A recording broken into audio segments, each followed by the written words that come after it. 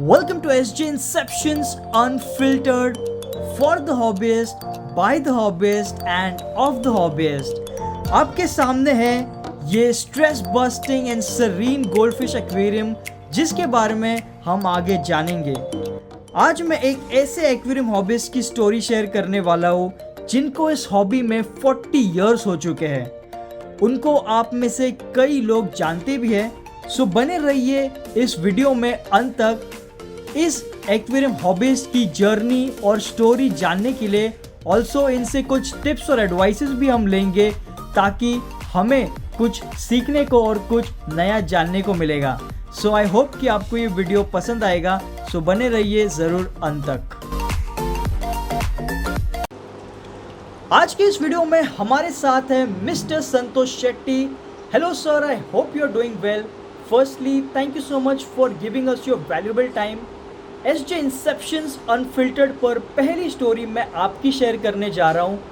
इस प्लेटफॉर्म का पर्पस है कि अलग अलग एक्सपीरियंस्ड हॉबीज़ की जर्नी में हमारी कम्युनिटी ऑफ हॉबीज़ के साथ शेयर करूँ।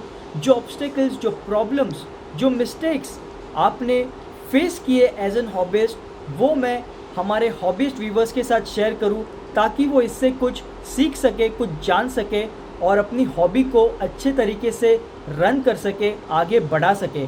तो आज मैं आपसे जानना चाहूँगा कि कब आपने आपकी हॉबी शुरू करी, कौन से फिशेस थे जो आपने फर्स्ट टाइम रखे, क्या क्या प्रॉब्लम्स आपने फेस किए, और अंत में मैं जानना चाहूँगा कि अगर कोई भी सजेशंस या कुछ भी टिप्स एडवाइस आप शेयर करना चाहो हमारे सारे व्यूवर्स के साथ में, क्योंकि उस टाइम पे सोशल मीडिया और इंटरनेट नहीं था, तो आपने कैसे उस प्रकार आपकी हॉबी चलाई और आज के इस दौर में हमारे हॉबीज़ कैसे ईजी तरीके से हमारी हॉबी चला सकते हैं, उसके बारे में भी आपसे मैं जानना चाहूँगा।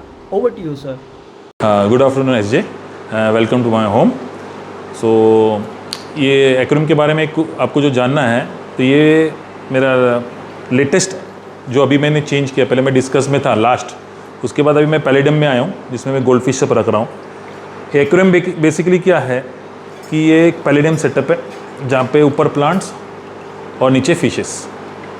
ओके, तो आजकल ये ट्रेंड में है। ओके, तो आप देखेंगे इस टैंक में गोल्ड फिश है, डिस्कस भी है, थोड़े बहुत टेट्रा वैराइटीज़ भी है।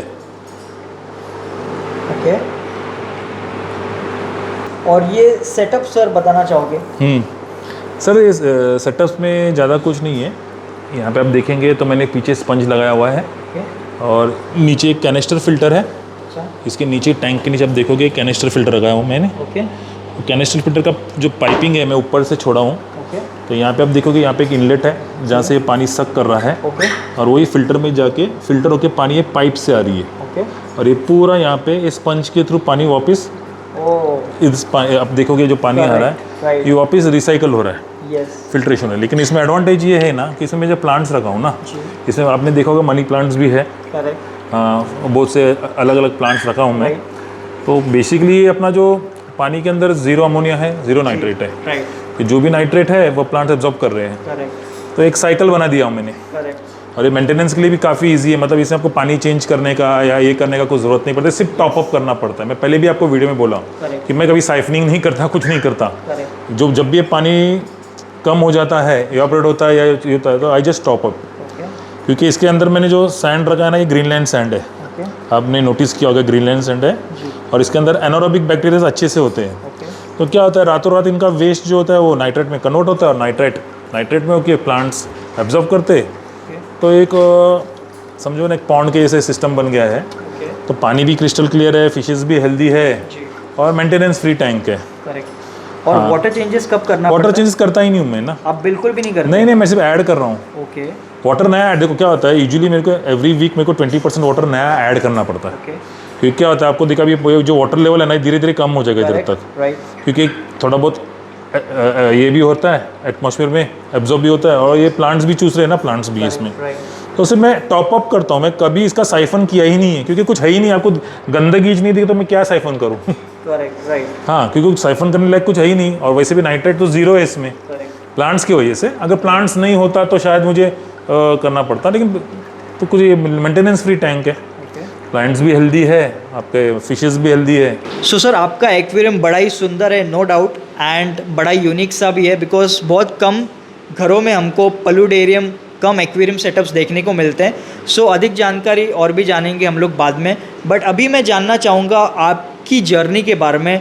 कब आपने एक्वेरियम हॉबी में स्टेप किया, कौन से साल में, और उस वक्त क्या क्या फिशेस अवेलेबल थे, कैसी कैसी ऑब्स्टेकल्स आप वो टाइम पे फेस किए, एंड अभी as compared to that time अभी क्या क्या ऑप्शंस अवेलेबल है जो उस टाइम पे नहीं थे।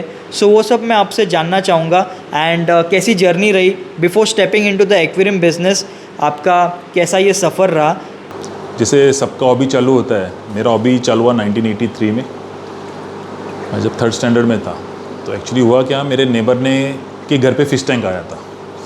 तो फ़िश टैंक देख के मैं बहुत मतलब ये हुआ था अपने घर पे भी फ़िश टैंक आना चाहिए। तो पहले मैं घर पे बोला कि मुझे फ़िश टैंक चाहिए, फ़िश टैंक चाहिए, तो किसी ने मेरे को ला के नहीं दिया। तो मैं ही मेरे पॉकेट मनी से, तो पहला मेरा जो जर्नी स्टार्ट हुआ एक बॉटल में चालू हुआ।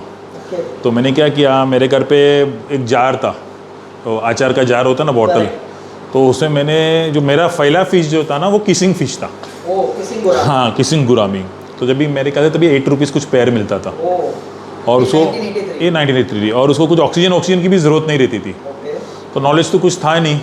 तो ऐसे ही मैंने क्या किया कि स्कूल से आया तो ऐसे ही घर पे किसी को पता भी नहीं था, तो मैंने ऐसे ही मच्छी लेके आया on the way pocket money से, और घर पे डाल दिया।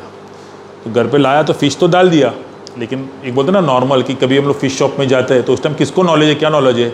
हम लोग ऐसे फ़िश शॉप में चले गए, अरे ये फ़िश दे देना, और सबको क्या लगता है सिर्फ पानी हो गया तो सब कुछ हो गया।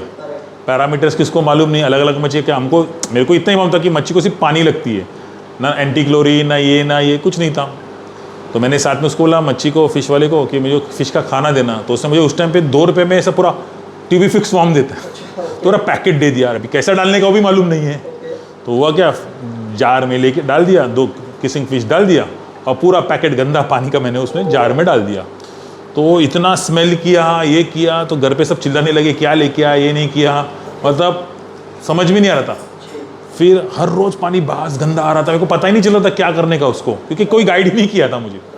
रोज़ आता हूँ, रोज़ मैं खाना लेके आता हूँ, रोज़ वो कीड़ा डालता हूँ, और रोज़ वो स्मेल करता था, फिर पता ही नहीं मुझे। अल्टीमेटली फिर क्या था, उस टाइम पे मेरे को इतना पॉकेट मनी भी नहीं था, और मुझे तभी याद है कि उस टाइम पे ऑक्सीजन का मशीन मिलता था, वो 50-60 रुपीज़ में जो आवाज़ करता था, प्लस जो टैंक्स भी थे उसको ये थे, मतलब आज का जो टैंक तो अलग है, उस टाइम पे डामर वाला टैंक मिलता था, तो इतना कुछ ये नहीं था। तो मैंने फिर 1 फुट का टैंक लिया, वो भी मेरे भाई ने, मेरा जो बड़ा भाई है उसने मुझे 60 रुपये दिया था, तो तभी 60 रुपीज़ को टैंक मिलता था। फिर हम लोगों ने 1 फुट का टैंक लाया, फिर उसमें फिर वही आर्टिफिशियल ग्रेवल्स और वो डाल के, फिर अभी टैंक तो आ गया।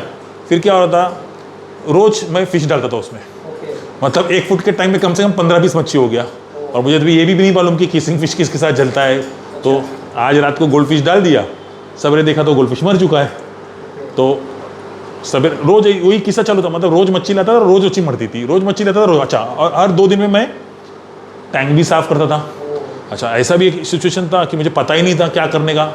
मैं क्या करता था, मच्छी को सबको बाहर निकालता था, और फिर टैंक को ना साबुन से साफ़ करता था पूरा, वो डिटर्जेंट से पूरा क्लीन करके, ये करके फिर डाला। फिर पहला दिन मच्छी बहुत क्लीन, फिर नेक्स्ट डे सवेरे ऑफिस था, सब मच्छी मर गई। तो ये सिलसिला चालू रहा, पता ही नहीं चलता था क्या है। फिर थोड़ा दिन के बाद घर वाले बोलते क्या यार, तुम रोज़ मच्छी लाता है, रोज़ मरता है। फिर मैंने मच्छी पालना बंद कर दिया। अरे रोज़ है, क्योंकि एक लिमिट के बाद फिर समझ में नहीं आ रहा ना, कोई गाइड उस टाइम पे कुछ गाइडेंस नहीं था, कुछ नहीं था। फिर मैं मच्छी पालना बंद कर दिया। फिर होता ना कि एक टेम्प्रेरी ब्रेक लिया, फिर थोड़े दिन के बाद वापस चालू किया। तो करते करते उस टाइम पे फिर कोई, अभी तो व्हाट्सएप है आपके पास, यूट्यूब है, तभी कि किसको कुछ पता नहीं है। फिश वाले को कुछ बोलता नहीं, वही कलरफुल स्टोन्स और वो सब देता, अमोनिया नाइट्रोजन साइकिल किसको पता है उस टाइम पे। उस टाइम पे से वाइट लिक्विड मिलती थी, ब्लू लिक्विड मिलती थी, और शायद सभी एक रिडॉल मिलता था ओरिजिनल तभी। बाकी ऐसा कुछ खास मेडिसिन तो नहीं था, और एक स्टोन मिलता था, और पीछे बाकी इतना कुछ एडवांस आज के तरीके में जो लाइट्स वाइट्स है वो भी नहीं थे, और किसको बेसिक नॉलेज भी नहीं था। तो उस टाइम पे जो फिश ज़्यादा चलती थी वही angel, guppy, gourami, kissing fish, tiger shark, ये सब तभी बहुत फेमस था हमारे टाइम पे, गोल्ड फिश। धीरे धीरे जैसा अभी बढ़ते गया, तो फिर 1-1.5 साल के बाद मालूम में पड़ा। लेकिन उस टाइम पे भी मेरे को बैक्टीरिया क्या है, एमोनिया क्या, वो पता ही नहीं था फ्रैंकली। मैं तो बोलता हूँ ये सब मुझे बाद में नॉलेज आया, मतलब एक बोल सकते कि 10 साल में ये सब नॉलेज मैंने गेन किया। उसके पहले मुझे कभी मुझे पता नहीं था कि बैक्टीरिया किसको बोलते हैं। मैं नॉर्मली जो फिश पता, मैं भी वही काम करता था कि साइफन मारो, मच्छी को बाहर निकालो, नेट में पूरा स्टोन को निकालो बाहर, फिर उसको एवरी संडे को पूरा क्लीन करो। मतलब मेरा 3-4 घंटा वेस्ट होता था। फिर वापस वो मच्छी को डालो, फिर ये डालो, लेकिन कुछ नॉलेज नहीं कि बैक्टीरिया क्या होता है, ये क्या होता है। तो एक नॉर्मल जो था, मच्छी मरती थी लेके आता था, और खाना में भी पता नहीं, कोई भी सस्ता खाना लेके आता था। पहले दिन फिश टैंक एकदम चकाचक है, तीसरे चौथे दिन टैंक में वापस बदबू मारना, और वो तो ये सिलसिला कम से कम मैं बोलूँ कि 84 मैंने हॉबी चालू किया तो 2004 तक मैं उधर ही था, उसी लेवल पे। हालांकि मैंने डिस्कस पाला उस टाइम पे भी, 92 में भी डिस्कस पाला, ये पाला है, लेकिन ये नाइट्रोजन साइकिल इसके बारे में कुछ भी पता नहीं था मेरे को। फिर धीरे धीरे पता चला लोगों से कि ऐसा है, जो थे अच्छे, तो उनसे मैंने नॉलेज लिया। फिर पता चला कि ये बैक्टीरिया लगता है, नेचर में कैसा चलता है। फिर धीरे धीरे, उस टाइम पे कोई नहीं बताने वाला, व्हाट्सएप नहीं, यूट्यूब नहीं, किसको कहाँ से नॉलेज आएगा। इवन एक बुक मिलता था हम लोग को 2 रुपये का, उसमें हाउ टू कीप फिश करके एक बुक आती थी, उसमें भी वो सब चीज़ नहीं थे। फिर जैसे जैसे 2000 आया, 2004 आया, 2005 के बाद जैसे जैसे मतलब चीज़ें भी सस्ते हो गए। मतलब जो डिस्कस पहले 85 में 5000 रुपये में मिलता था, वही डिस्कस फिर यहाँ पे 2004 में मतलब 500-600 में मिलने चलो गए।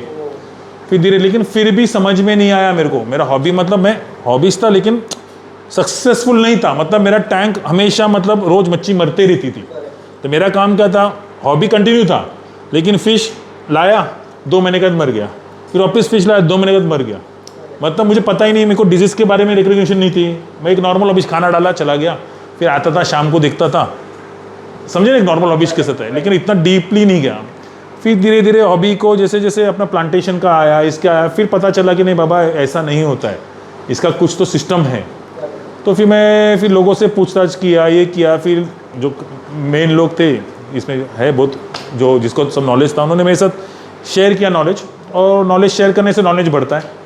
तो फिर वो हिसाब से मैंने फिर बोला कि नहीं, ग्रेवल निकाल दो, प्रॉपर सैंड चाहिए, बैक्टीरिया चाहिए। बैक्टीरिया का हमें मालूम भी नहीं कि बैक्टीरिया, नॉर्मल वे में बैक्टीरिया जो होता है वो 40 डेज़ में होता है, लेकिन क्या होता है, हम लोग मेडिकेशन करते हैं या वाटर चेंज करते हैं, और हम लोग तभी, मैं वाटर चेंज करने के टाइम पे फिल्टर मस्त धोता था क्लोरीन के पानी में, तो क्या होता है, वो बैक्टीरिया सब मर जाता था। नेक्स्ट डे वापस वाटर चेंज करता, वापस वो अमोनिया स्पाइक मारता था। तो ये सिलसिला चलता था। लेकिन 2010-2011 के बाद जब मुझे कंप्लीटली नॉलेज आया कि ऐसा ऐसा है, ऐसा ऐसा है, फिर मेरा हॉबी एक अलग लेवल पे गया। फिर मैं 1 टैंक से 2 टैंक, 2 टैंक से 3 टैंक, 3 टैंक से फिर मैं खुद डिस्कस ब्रीडर बन गया। मतलब एक बार आपको नॉलेज आ जाता है तो यू आर कॉन्फिडेंट कि बाबा ये होता है। फिर उसके बाद आप डीप रिसर्च करते हो कि क्या है क्या है। फिर मैं रिसर्च करने चालू कर दिया मार्केट में कि कैसा है, क्या है, मेडिसिन का क्या क्या। देखो मार्केट में आपको ब्लू लिक्विड भी मिलती है, आपको रिडॉल भी मिलती है, बराबर है, आपको मेलेशेट ग्रीन भी मिलता है, लेकिन उसका कॉम्पोजिशन है। फिर धीरे धीरे धीरे धीरे उसको स्टडी करते करते एक एक्सपीरियंस आते आते आते 10-12 साल में एक एक्सपीरियंस आके, तो धीरे धीरे बोलते हैं ना, आदमी गलती कर करके सीखता है। तो जब तक आदमी गलती नहीं करेगा, आदमी को पता नहीं चलेगा। वो क्यों भी होने दो, मैं होने दो, आप होने दो, कोई भी नया हॉबिस्ट होगा, वो जाएगा तो पहले उसको थोड़ी मालूम। उसके लिए तो जो शॉपकीपर है वो भगवान है, शॉपकीपर जो बोलेगा वो लेगा, ठीक है ना। शॉपकीपर बोले ये डालो, वो डालेगा, लेकिन धीरे धीरे धीरे धीरे उसको अगर लगेगा कि नहीं शॉपकीपर गलत है, तो खुद भी कुछ रिसर्च नहीं होगा। अब तभी के ज़माने में तो ये सब यूट्यूब तो नहीं था। आज की तारीख में कोई भी यूट्यूब देख के, मेरा वीडियो भी देख के एक नॉलेज ले सकता है। तो ऐसा जर्नी स्टार्ट हो गया है। तो ऐसा जर्नी था और ये जर्नी कंटिन्यू है। लेकिन अभी क्या है, हॉबी चेंज होते गया। क्योंकि क्या होता है, एक हॉबीस्ट है मैं, समझो। देखो मैं तो कबूतर भी पालता हूँ, पैरेट भी है, डॉग्स भी है, टॉर्टोइस भी, टर्टल भी है। अभी इसमें क्या होता है, चेंजेस करते रहना पड़ता है, क्योंकि नया नया कुछ ना कुछ मार्केट में आते रहता है। आपने पहले के टाइम पे हम लोग गोल्ड फिश थे, एक नॉर्मल फिश टैंक था जिसमें ग्रेवल रहता था, 1-2 स्टोन रहता था, एयर पंप रहते थे, और एक टॉय रख दिया। फिर धीरे धीरे प्लांटेशन का ज़माना आ गया। अब देखो अभी प्लांटेशन आ गया, अभी पैलेडियम आ गया, टेरेनियम आ गया। तो धीरे धीरे धीरे हॉबी जो है ना चेंज हो रहा है।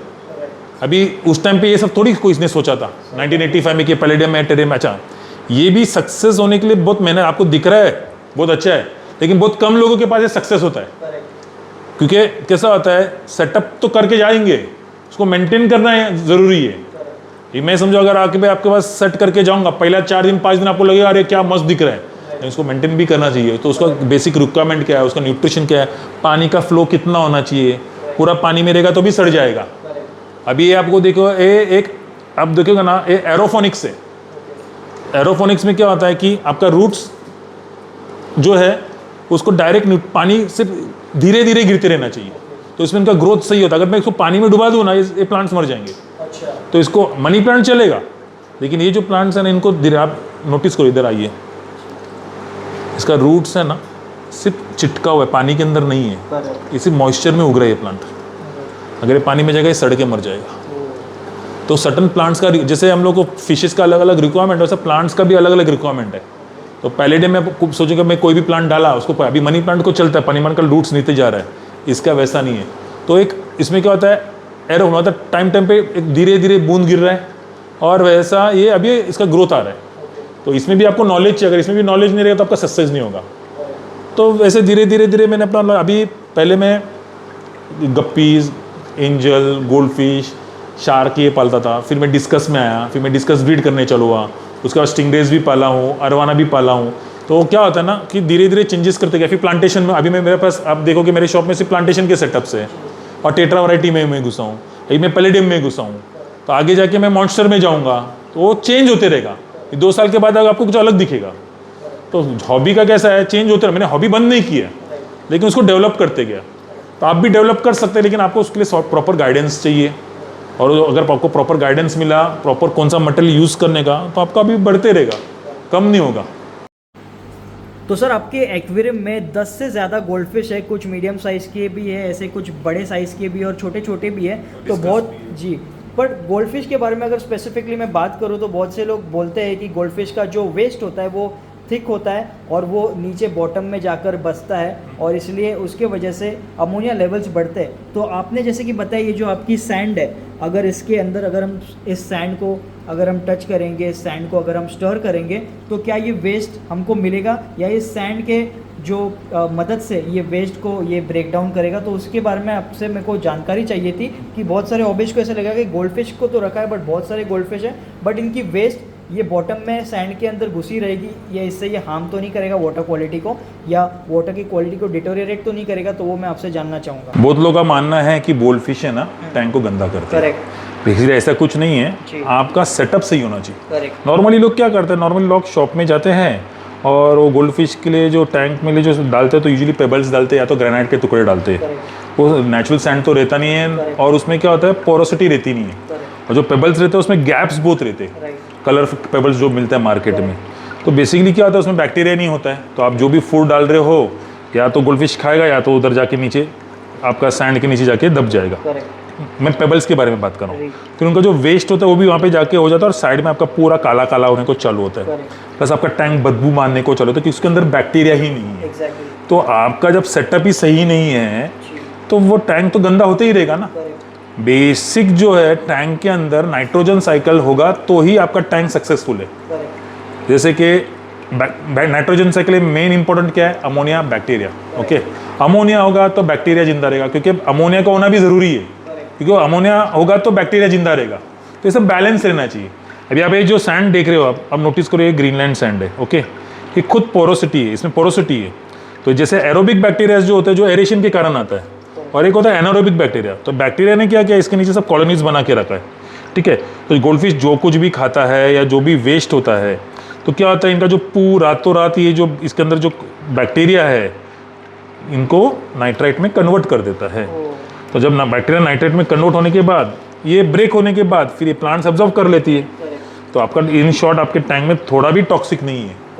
तो जैसे नेचर में कैसा होता है, पानी बहते रहता है, तो कंटिन्यूस वाटर बहते रहता है, और नेचर में आपको बैक्टीरिया सब मिल जाता है। यहाँ पे क्या होता है, जब हम आर्टिफिशियली रेस करते हैं, तो नॉर्मली जो शॉपकीपर है वो उनको पेबल और वही चीज़ देंगे। जैसे कि मैंने बोला कि नॉर्मली क्या होता है, जो नया जो जाता है उसको पता नहीं रहता है, वो पेबल और वो डाल के उसको कलरफुल स्टोन अच्छा दिखता है, लेकिन 2-4 दिन के बाद फिर क्या होता है, मच्छी मरने को चालू हो जाती है। लेकिन उसके दिमाग में, जैसे मेरे दिमाग में 20 साल नहीं था कि बैक्टीरिया भी कुछ चीज़ होती है, तो वैसे ही होता है। अभी यूट्यूब के माध्यम से क्या हो गया, मैंने भी स्टडी किया, ये किया, तो लोगों को अभी पता चल रहा है बैक्टीरिया क्या है, नाइट्रेट क्या है। तो वैसे ही है। तो ये इसको ग्रीनलैंड सैंड बोलते हैं। हाँ, मैंने ग्रीनलैंड सैंड यूज़ किया और इसमें अपना रेडी बैक्टीरिया डाला हूँ। ओके। और ये टैंक टोटली मैच्योर्ड है, तो थोड़ा भी आपको वेस्ट कुछ नहीं मिलेगा। इसमें कम से कम 20 से 25 गोल्ड फिश है, शायद उससे भी ज़्यादा गोल्ड फिश है। करेक्ट। तो ये गोल्ड फिश का साइज़ देखो जी, ये मैं इसको लेके आता बाहर, ये एकदम, अब साइज़ देखो इसका, खाली मेरे पाम के जितना तो उसका साइज़ है। Correct, right. तो यही इसके जगह पर अगर कोई नॉर्मल सैंड होती तो वो इस वेस्ट को ब्रेक डाउन नहीं करता था, नहीं। वाटर क्वालिटी खराब हो जाती। तो यही एक बेनिफिट होता है एक ऐसी प्रॉपर सैंड की, जो हमारे सारे फिशेस के वेस्ट को ब्रेक डाउन करेगी, वाटर क्वालिटी को अच्छी रखेगी। करेक्ट या इस पलूडेरियम में अगर आप देखोगे तो अलग अलग वैरायटीज़ के प्लांट्स है, बट ये नॉन एक्वाटिक प्लांट्स है। और हम जानेंगे इस टर्म एरोपोनिक्स को और गौर से संतोष शेट्टी सर से। बट आपको बताना चाहूँगा, आपने कई जगहों पर ये पलूडेरियम सेटअप्स देखे होंगे, बट इनको मेंटेनेंस करना भी बड़ा ही मुश्किल का टास्क है। It's not an easy task, इसलिए आपने देखा रहेगा बहुत से जगहों पर ये टिकते नहीं हैं, बिकॉज इनको मेंटेनेंस भी करना पड़ता है। बस बनाकर लगाकर इनको आपको छोड़ना नहीं है, इनको टेम्परेचर भी लगता है, लाइटिंग भी लगता है, और प्रॉपर वाटर ड्रिपिंग जो हो रही है ये भी वाटर अब्जॉर्प्शन भी होना चाहिए। तो वही हम जानेंगे इसके बारे में अब।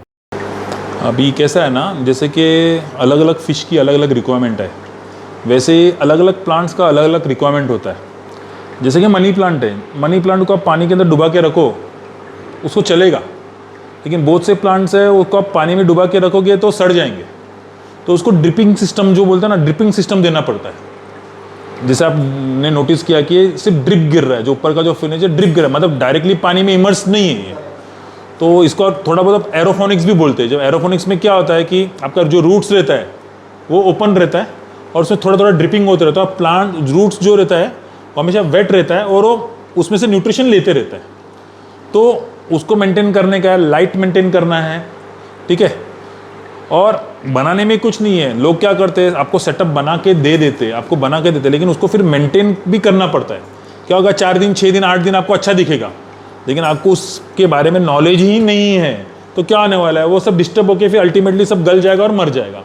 तो ये भी इंपॉर्टेंट है कि आप अगर पैलेडियम कर रहे हो, किसी से भी करवा रहे हो, तो उसे हर एक प्लांट्स का रिक्वायरमेंट पूछ के रखो। जैसे हर एक फिश का रिक्वायरमेंट अलग अलग है, वैसे हर एक प्लांट्स का भी रिक्वायरमेंट है। आपको कोई भी नर्सरी से भी कोई भी प्लांट ला के आप रख नहीं सकते हो यहाँ पे, क्योंकि किसी को इमर्स लगता है, किसी को समर्ज लगता है, किसी को सिर्फ ड्रिप लगता है। तो बेसिकली यही है। तो आप ज़रा अगर आप कोई भी प्लांट्स डालते हो तो उसके बारे में ज़रा स्टडी करो। आजकल तो इंटरनेट है, यूट्यूब है, कोई ना कोई तो गाइडेंस मिलेगा, और वो हिसाब से अगर आप बराबर स्टडी करोगे तो आपका हॉबी हमेशा सक्सेस रहने वाला है। सिर्फ है कि आपको थोड़ा रिसर्च एंड डेवलपमेंट करना पड़ेगा। बस ऐसे ही जाके मार्केट से कोई भी अच्छा लगा और लाल दिया, लेकिन उसका आपको पता ही नहीं उसका रिक्वायरमेंट क्या है। सर्टन प्लांट्स का टेम्परेचर भी इंपॉर्टेंट रहता है कि उनको 24 चाहिए, 25 चाहिए, तो ये दिखेगा। और लाइट का रिक्वायरमेंट भी अलग अलग रहता है, किसी को स्प्रे चाहिए, किसी को ड्रिप चाहिए।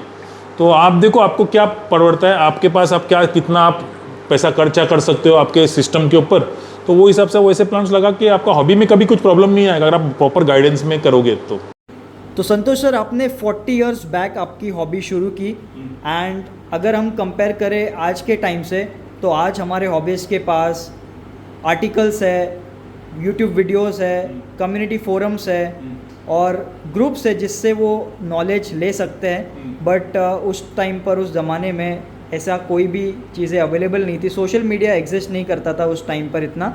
सो उस टाइम पे आपने क्या प्रॉब्लम्स फेस करी, एंड उस टाइम पे आपने क्या डिफ़िकल्टीज फेस करी जो आज के हॉबीस्ट को फेस नहीं करनी पड़ती। सो अगर वो प्रॉपर्ली फोकस करेंगे, प्रॉपर्ली नॉलेज लेंगे, सो अच्छे तरीके से अपनी हॉबी चला सकते हैं। सो क्या एडवाइस, टिप या सजेशंस आप देना चाहोगे हमारे हॉबिस्ट को, जो मिस्टेक्स या जो एक्सपीरियंस आपने फेस की, आपने देखी, उस एक्सपीरियंस से आप क्या हमारे हॉबिस्ट को बताना चाहोगे, क्या एडवाइस देना चाहोगे सबको? क्या है ना, कंपेयर टू अभी हम लोग अभी 2024 में है, ये 40 साल उस टाइम पे क्या था, फिल्टरेंस सिस्टम इतना नहीं था, नॉर्मली हम एयरस्टोन और वो सब लगाते थे, ओके। और अभी आप देखो कि आपके पास अलग अलग टाइप के कैनिस्टर फिल्टर्स है, आपके पास लाइट्स है, प्लांटेशन के लिए लाइट्स है, और मेडिसिन्स तो आज इतना इंपोर्ट हो रहा है, और अपना इंडियन में भी बहुत से ब्रांड है जो मतलब अच्छे अच्छे ब्रांड है।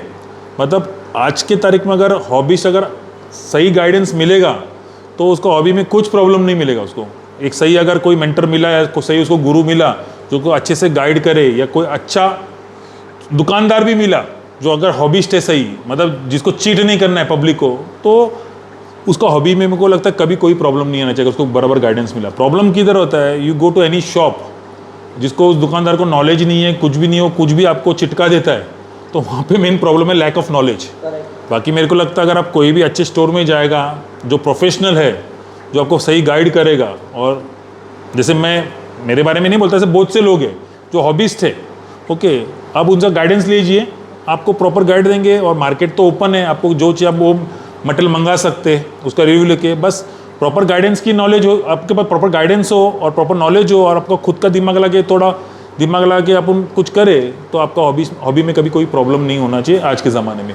उस टाइम पे बहुत तकलीफ था कि उस टाइम पे ये सब चीज़ें ही नहीं थी, और कोई बताने वाला भी नहीं था, और अपना यूट्यूब नहीं था, व्हाट्सएप नहीं था, कोई सोशल मीडिया नहीं था, जो भी था हमको दिमाग लगाना पड़ता। मतलब मेरे लिए जो शॉप ओनर था वही भगवान था, वो जो बोलता था मैं फॉलो करता था, लेकिन फिर भी सक्सेस नहीं था, क्योंकि वो उसका धंधा करता था।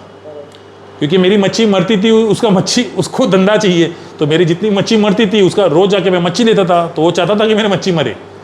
लेकिन अभी मैं नहीं चाहता हूँ कि आप लोग की मच्छी मरे, तो आपको मैं वही रिकमेंड करता हूँ कि थोड़ा नेट में सर्च करो, आपको जो भी फ़िश लाना है उसके बारे में स्टडी करो, फिर वो हिसाब से आप अपना कौन सा फ़िश किसके साथ जाता है, कंफर्टेबल है। जैसे गोल्ड फिश के साथ आप टाइगर फिश मत रखो।